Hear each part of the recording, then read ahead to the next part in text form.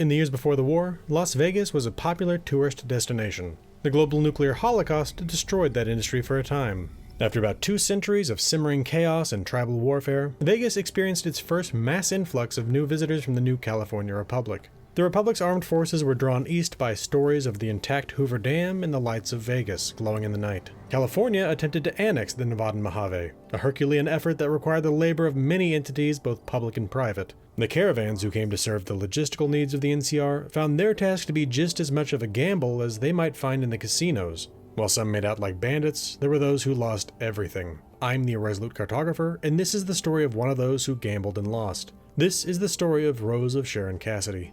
A quick note before we get started. As Rose of Sharon Cassidy goes by the nickname Cass, I'm going to generally refer to her as such from here on out. There are multiple ways to encounter Cass. I'm going to start with a quick history of caravans in the Fallout universe, present Cass's own history, and then we'll cover a narrative following the courier's interactions with her, starting with meeting her at the Mojave outpost. I'll then present the other potential versions of the courier's interactions with her.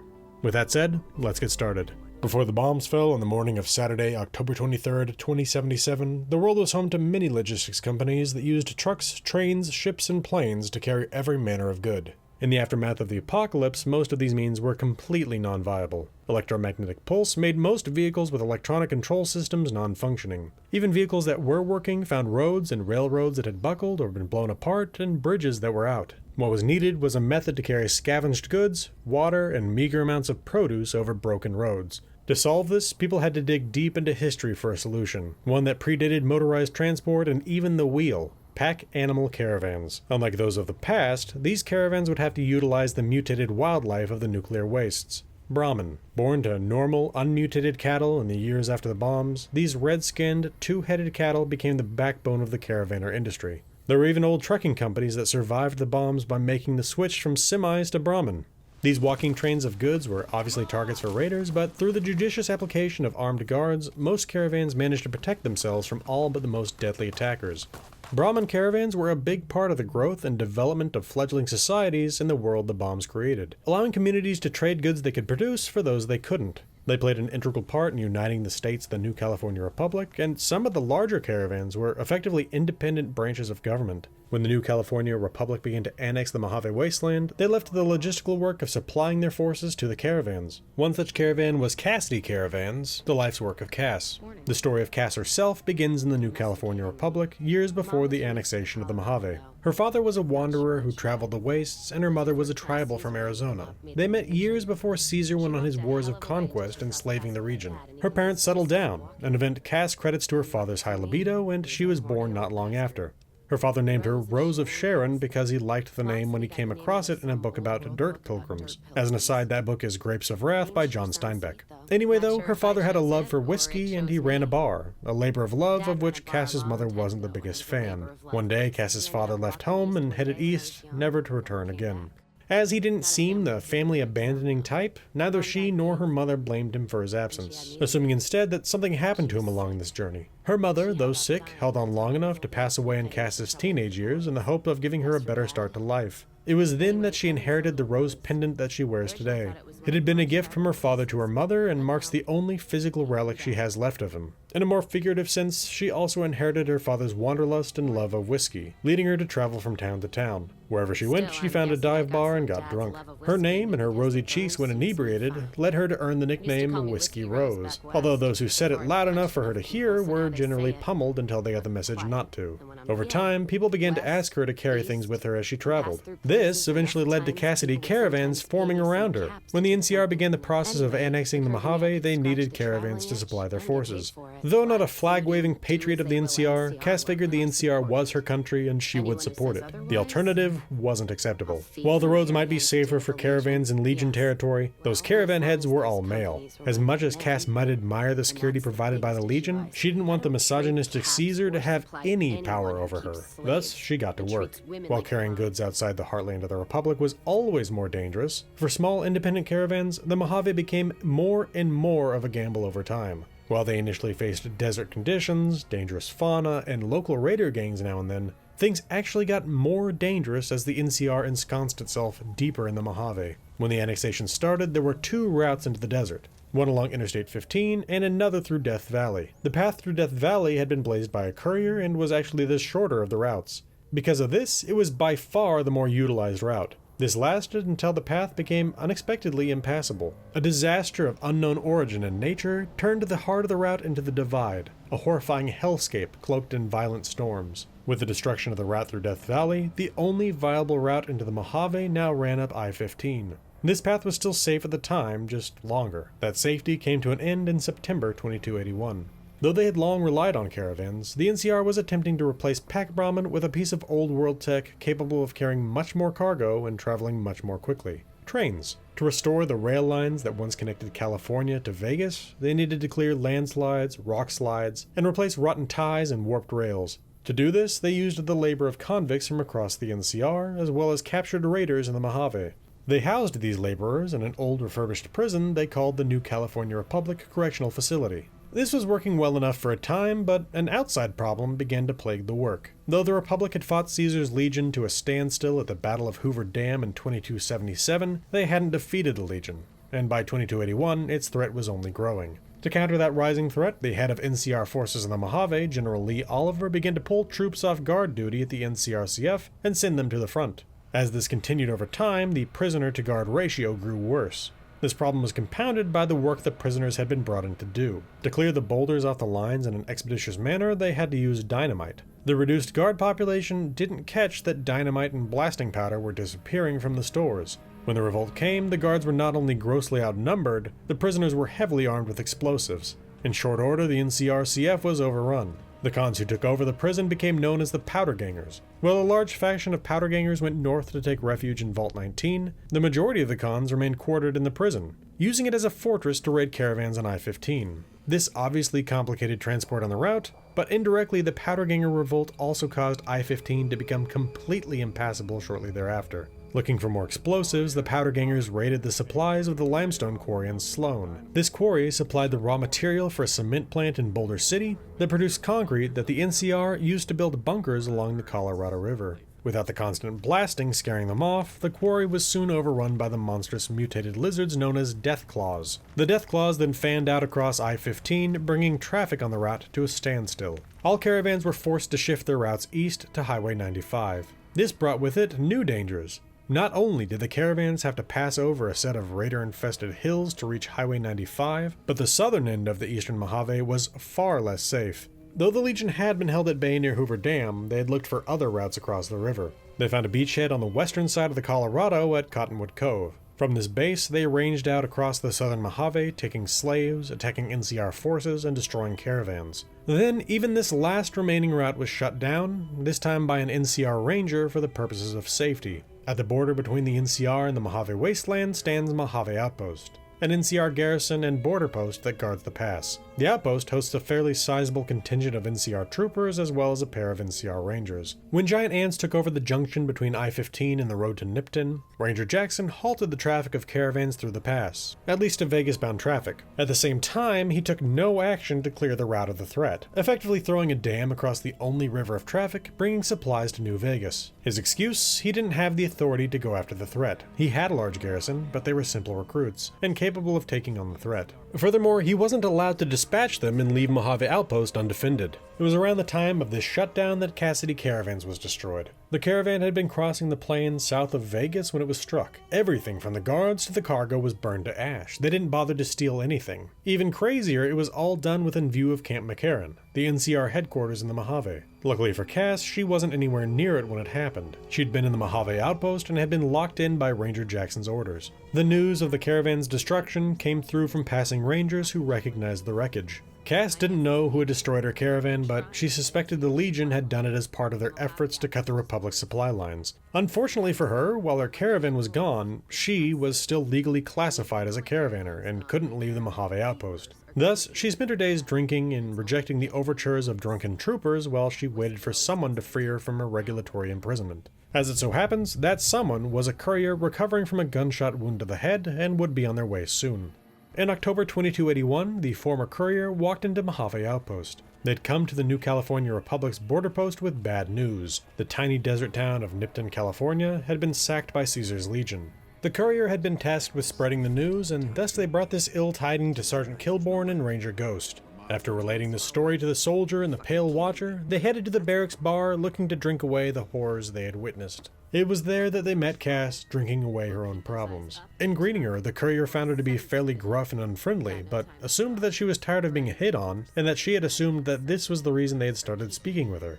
She told the courier that, for the moment, she was stuck in Mojave Outpost, and recommended that if they were looking for work with a caravan, that they check in with the Crimson Caravan. As she went back to her days of drinking her troubles away, the courier departed the Mojave Outpost. They would eventually check this lead out, but for the moment they had much more important things on their bullet-addled mind. Namely the man who had shot them, the man in the checkered suit. They returned to their path, walking through the sacked town of Nipton and headed east over the mountains towards Searchlight. I've covered the courier's journey through Searchlight, Novak, the 188 Trading Post, and Boulder City in 4 other videos. I recommend you check them out if you're interested. For the purposes of this story, we're going to zoom ahead to the courier having visited all those cities, chasing the man in the checkered suit. Now, we return to the story of the courier as they reach the outskirts of the New Vegas community known as Freeside. As the courier approached Freeside, they noted they were passing the local headquarters of the Crimson Caravan Company. Remembering the words of Cass, they headed inside to check it out.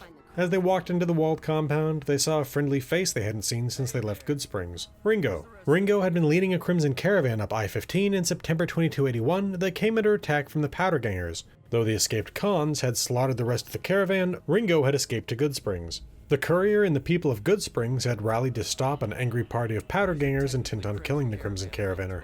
He had told them to come see him at the local outpost if they got the chance. And now he ran up to greet them. He thanked the courier again and paid them for their assistance. With that, the courier headed into the main office of the outpost. Here they met Alice McLafferty. While the executive usually ran operations from the Hub, a city back in the NCR, McLafferty had come to the Mojave to personally oversee the underperforming local branch and to get its affairs in order. When they spoke to her, she revealed that she did indeed have work, not for a caravaner or caravan guard, but for a runner. Something the courier was pretty sure they could handle. She handed them an invoice for Dr. Hildern, the local head of the NCR's OSI Scientific Research Group, and asked them to deliver it. The courier departed and made the quick trip down to Camp McCarran. When they found Dr. Hildern, he attempted to recruit the courier to explore Vault 22, but they explained that they were just there to deliver the invoice for scientific supplies. He accepted the invoice, noting they would be quick to pay it, and seemed somewhat put off when the courier left without asking more about his Vault 22 work. They'd be back, but that was a story for another time.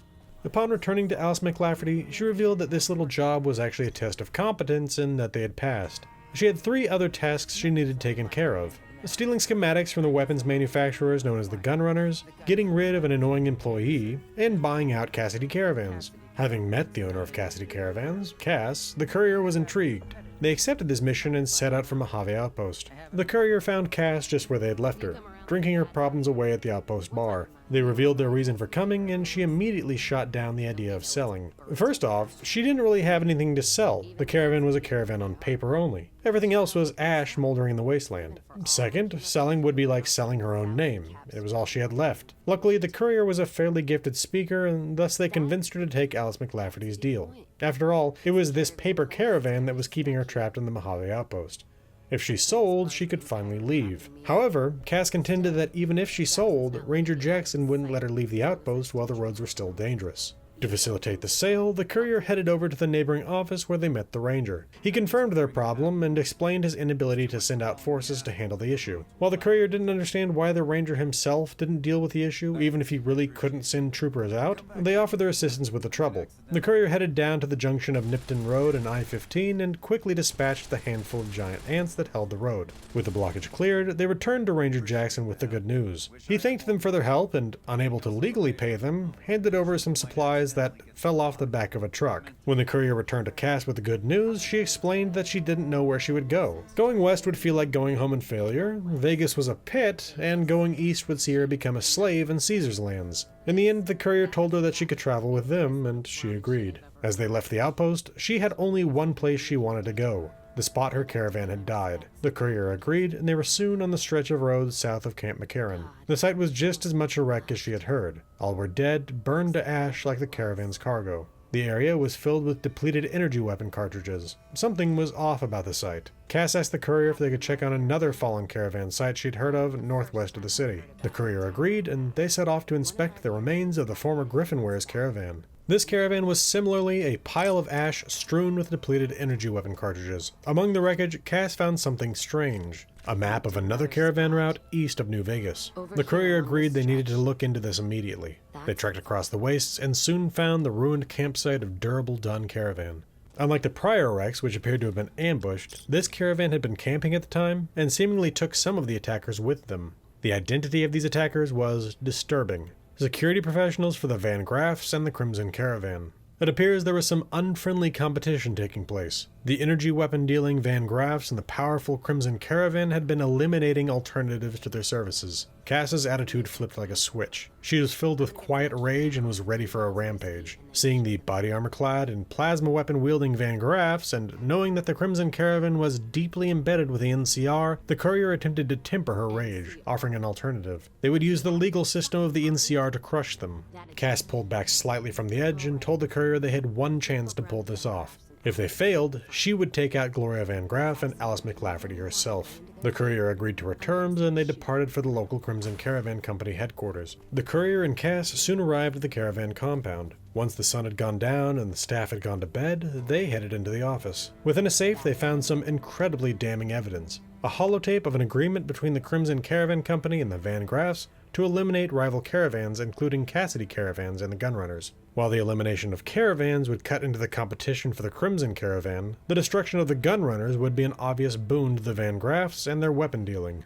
The courier felt dirty, and not in a good way. They'd played a role in this scheme, perpetrating the second half of the plan to eliminate Cassidy caravans. Along with this, the mission to steal the Gunrunners' weapon schematics suddenly made much more sense. They were being hired to facilitate McLafferty's agreement with the Van Graffs. While holding the evidence mollified Cass to an extent, she told the courier they still needed more. The courier agreed, and they departed for Freeside and the Silver Rush. The local headquarters of the Van Graffs was very serious about their security. The door guard disarmed Cass and the courier before they entered the building. The former gambling hall had been fully converted to an arms shop. The gambling floor was bare. The bar had become a sales counter. There was merchandise everywhere, while the old gambling equipment was shoved into a back room. The courier and Cass watched as the Van Graffs blew a man away, an act perpetrated as a threat to a customer who had been attempting to renege on a contract. After that, the courier used a stealth boy to enter a small office and pick the lock on their safe. Within, they found another piece of evidence, a letter from Alice McLafferty to Gloria Van Graff. This letter detailed her plan to buy out the Van Graff destroyed Cassidy caravans and to make good on her half of the work, eliminating the Gunrunners. With this, they had what they needed. The courier and Cass left Silver Rush and headed back to Mojave Outpost. Though he had been a constant thorn in her side, Ranger Jackson was the only one Cass trusted. She needed him to get this evidence back to people who would do something about the Crimson Caravan Company and the Van Graffs. When they handed the evidence off, he promised it would get where it needed to go, and Cass thanked the courier for their work. With any luck, the slow grinding gears of justice would soon be grinding up the responsible parties. Together, Cass and the courier left Mojave Outpost to wander the wastes. Okay, so that's one version of the narrative, but there are two other possible outcomes for Cass. We'll start with a killing spree ending to Heartache by the Number. Instead of counseling Cass to seek legal recourse, the courier chose to go along with her rampage. Though they could hit either location first, hitting Silver Rush would give them access to so many weapons. As they couldn't enter the establishment armed, they opened fire on the door guard, taking him down quickly. However, they were hit from behind by the crier of the Silver Rush. After eliminating him, a half-dozen heavily armed guards swarmed out of the old gambling hall, shooting bolt after bolt of plasma at the courier and Cass. Despite their numerical advantage, the security professionals were no match for a brain-damaged mailman and drunken caravaner. With the guards dead, Cass and the courier entered the establishment and gunned down Gloria Van Graff. The man who was said to have been killed to intimidate, seemingly a member of security, ran through the establishment screaming until he too was dead. Cass reveled in the death of one of her enemies, and was happy to hear that they would be looting the shop of its copious quantity of guns.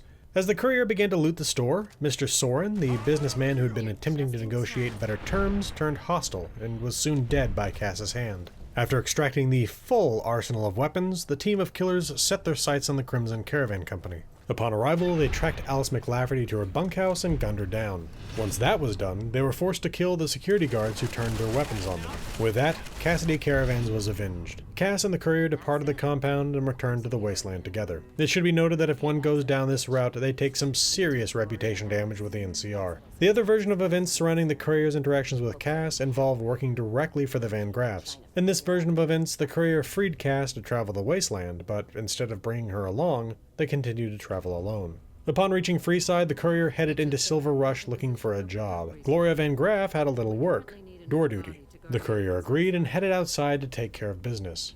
Simon, the regular door guard, handed them a set of Van Graff body armor and their choice of laser rifle or plasma rifle for temporary use. After screening potential customers for drunks and troublemakers, the courier was forced to gun down a suicide bomber intent on bringing the Van Graffs down. Once the corpse of the attempted bomber was cleared, Pacer, a member of the neighboring King's gang, arrived. Something of an ass, Pacer used his minuscule bit of power to denigrate the courier, telling them to say hi to Gloria Van Graff for him, calling them a good dog if they agreed.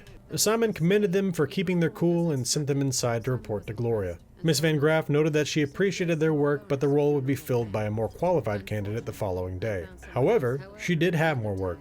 Courier work, if they could handle it. Fairly confident of their abilities in that arena, the courier agreed to carry a package to a man in the desert east of New Vegas. They found the man east of the Durable Dun caravan site and handed off the package before returning to Gloria Van Graff with a message that they would make contact shortly. She thanked the courier and sent them to speak with her head of security, Jean-Baptiste Cutting. Jean-Baptiste asked the courier to find Rose of Sharon Cassidy, the head of Cassidy Caravans, and bring her to him. Had the courier not met her, he would have suggested they ask Alice McLafferty if she knew where Cass was. Either way, the courier returned to Cass at the Mojave outpost. Again, assuming they'd already freed her from the outpost, the courier was then able to take her to meet Jean-Baptiste. Upon arrival, Jean-Baptiste revealed that it was he who had sacked the Cassidy caravan, and had been upset that he had missed out on the opportunity to kill Cass then and there. Here we reach a split in the road. The courier can either fight to save Cass, or allow the execution to proceed. If they let it proceed, they lose her as a companion. Alternatively, if they fight to save her, they fail the quest Birds of a Feather. Assuming they let her die, the courier continues to work for the Van Graffs for one more job. In this, they find that the Van Graffs are preparing to sell a massive load of guns to the Legion. At the last minute, it is revealed to be a trap. The Van Graffs are really working for the NCR. In the aftermath, Gloria Van Graff reveals that she hates the NCR, but it's much more lucrative to work with the Republic than against it. Regardless, this trap and the revelation both come at the expense of killing Cass. I think that's enough on the narrative, but I have some notes before closing things out. First, there are 3 perks related to Cass. The first is Whiskey Rose, a perk provided to the courier should they travel together. This perk prevents negative effects that come from drinking and temporarily provides an increased damage threshold. She also has 2 perks that can affect her, but she can only have one or the other. If you convince her to let the legal system take on Alice McLafferty and Gloria Van Graff, she gains Calm Heart, which adds 50 points to her health. Conversely, if you rampage, she gains Hand of Vengeance, which adds 15% to her gun damage. Second, there are 4 options for buying out Cassidy caravans, depending on the courier's skill levels with barter and speech. In the narrative, I used the 50 speech option, where the courier convinces Cass to give up the caravan to escape Mojave outpost. I believe this is the best, easiest option, but one does have to complete the work of clearing the Highway of Ants for Ranger Jackson. If the courier has not cleared the roads, they will have to do so before Cass will sell the caravan. Anyway though, there are 3 other options. With a barter skill of 50, the courier can offer Cass an additional 750 caps in excess of Alice McLafferty's offer. This option also has the courier telling Cass that she should view this as the Crimson Caravan effectively bankrolling the formation of a new Cassidy caravan, which dumbfounds Cass. With a barter skill of 75 and 12 bottles of whiskey, the courier can challenge Cass to a drinking contest. If they win, she sells. They drink together, the courier getting far more drunk than the alcoholic opponent, but she sells anyway. Just happy to have someone with whom to drink. Lastly, with a speech skill of 75 or higher, the courier can tell her that she is not just responsible for her caravan's existence, but for its destruction. She's clearly incensed by this, but the silver-tongued courier uses this tough love stance to get her to drop her pride and sell the caravan. Regardless of the chosen option, she will sell and come travel with the courier. Third, when discussing her past and her mother's tribal origins, Cass notes that the NCR is civilizing tribals. I love little one-off lines like this that tell us an outsized amount of information about the world. For those who haven't encountered tribals, let's talk about them a little. In the aftermath of the bombs, civilization devolved dramatically, but across the American Southwest, there seems to have been a tendency for those who survived the bombs to become tribals. Simply put, these tribals formed isolated communities that created their own culture and, even in some cases, their own English patois. Sometimes this altered language is so different from the norm that translators are needed. While Caesar's Legion brought these tribes into the fold via war, it sounds like the NCR is following the methods of the United States in the early 20th century, rounding up and educating those who have lived the tribal life for 200 years. Fourth, Ranger Jackson's shutdown of caravan traffic feels so improperly done, I can think of only 2 reasons for his actions. A. Malicious compliance. He's trying to get them to relinquish some control so that he can do his job properly. Or B. He's a Legion Frumentarius, intentionally harming the NCR's efforts to aid Caesar. I honestly don't think someone gets to be a ranger without a modicum of intelligence, so it feels like it has to be one of these 2. Fifth, regardless of how you handle the Van Graffs and Heartache by the number, you'll have to kill them at some point if you go down either path. This is because, in handing the evidence to Ranger Jackson, the Van Graff faction turns hostile to the courier. They will attack them if they approach Silver Rush, or even just walk nearby to go to the Atomic Wrangler. Sixth, there are a couple of funny interactions when Cass attempts to appear more worldly than she actually is. Specifically, she doesn't know what a fish is, a fact that's revealed when she attempts to ask the courier if they understand taking to caravanning like a fish takes to water. Another is when she calls Jean-Baptiste Cutting a Canadarian because of his name. She also has some hilarious other little bits of dialogue. Seventh, Cass is quite an alcoholic, right up to the point where she brews moonshine when she runs out of whiskey. She can brew it for you if you bring her the ingredients.